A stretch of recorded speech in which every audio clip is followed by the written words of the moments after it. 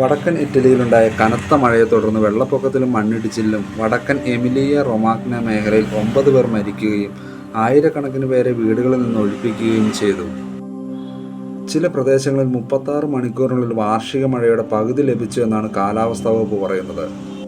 നദികൾ കരകവിയുകയും പട്ടണങ്ങളിലൂടെ വെള്ളപ്പാച്ചിലുണ്ടാവുകയും ഏക്കർ കണക്കിന് കൃഷിയിടങ്ങൾ വെള്ളത്തിനടിയിലാവുകയും ചെയ്തു എന്നാണ് സിവിൽ പ്രൊട്ടക്ഷൻ മന്ത്രി യെല്ലോ മുസുമേസി പറഞ്ഞത്.